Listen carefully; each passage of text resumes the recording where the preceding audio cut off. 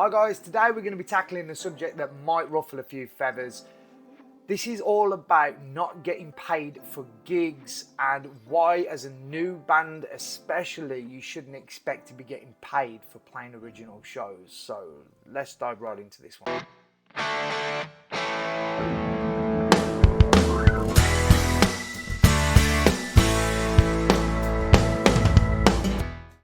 So when you first start out, you are basically starting to build a fan base. So the more times you can get out and play in front of any size crowd, that is going to give you more opportunities to turn those viewers into potential fans, which in the long term could turn into paid gigs or people buying your merch, etc. So you've got to really start to think about how you're getting your name out. As well as online, you have to do it in physical person as well.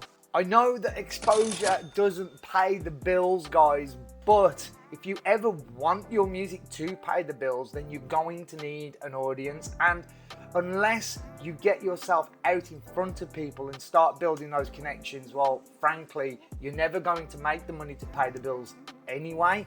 So the playing for exposure thing is a real thing and it genuinely does work. So don't be too uppity about playing free shows because exposure doesn't pay the bills.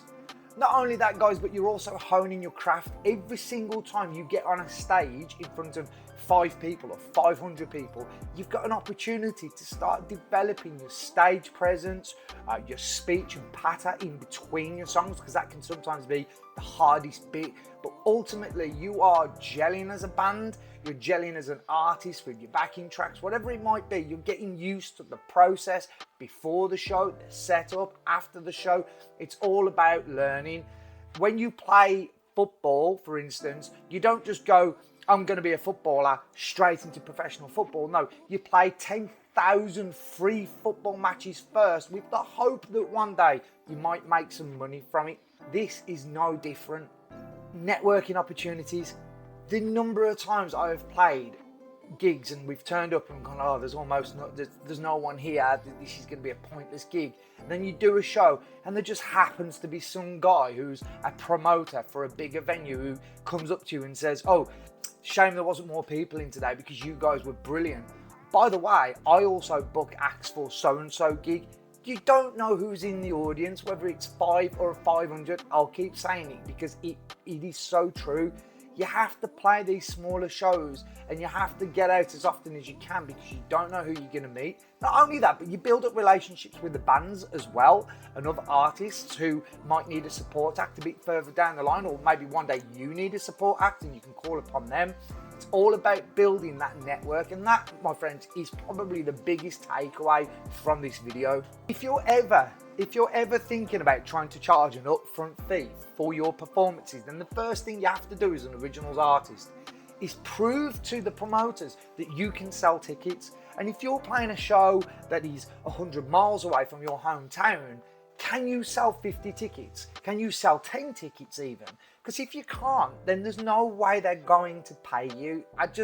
That mentality has baffled me for a really long time, and I came across this really recently where someone wanted to charge quite a hefty fee as a minimum charge, and I'm like, okay, cool. How many tickets to this show are you gonna sell? Because if the answer is 0, then why should they be paying you anything?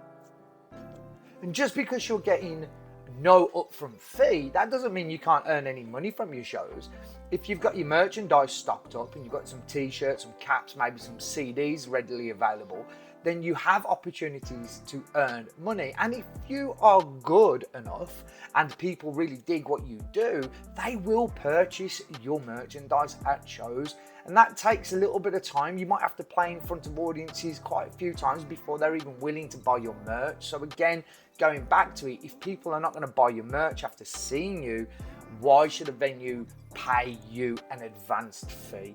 So you've got to really start to think about other ways that you can make your money in the meantime through maybe streaming, your social media channels, but physical merchandise is going to be your #1 way of making any money.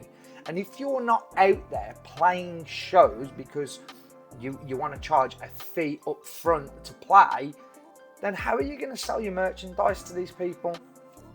And remember, music is you've got to be in it for the long game. You've really got to be in it for the long game, because there are other artists out there that are putting in the work. They are playing hundreds of free shows and they are slowly building their way up that roster.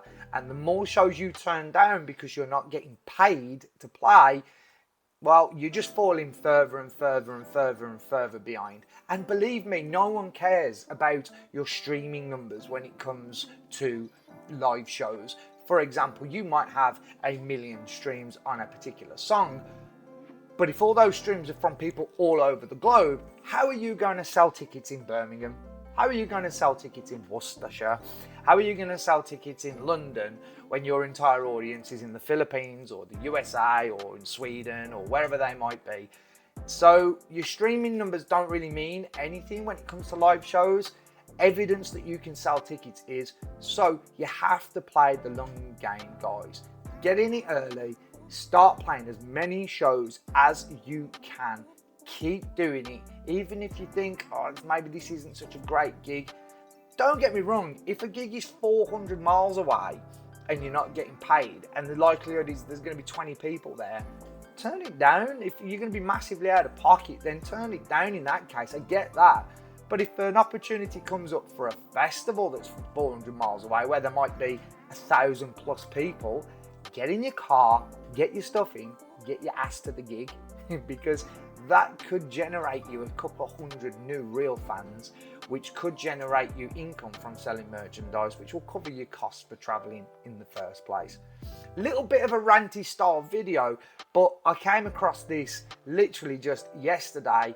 Offered an artist a show. They haven't played many shows, maybe 1 or 2 in their hometown, and they said they wanted a £450 minimum charge. And I was just like, I know just about every rock promoter there is across the country that's worth knowing, and they ain't paying anyone that unless they can prove they can sell tickets. And it's just, that's just the way it is, people. I'd love for it to be different, but venues are struggling to get people through the door as it is.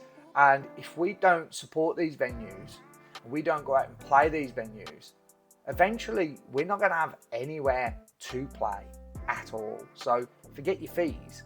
There won't be any shows whatsoever. So a little bit of a rant. I'm going to be doing another one on how you should be taking control of the promotional side of things as well, and not just relying on the promoter to do all the work for your shows when it comes to selling tickets. That'll be another video coming very soon. This one wasn't so much a rant, but more just a little bit of advice to new up-and-coming bands, or bands who are just starting out, who maybe have a little bit of money behind them, maybe you're doing good on social media.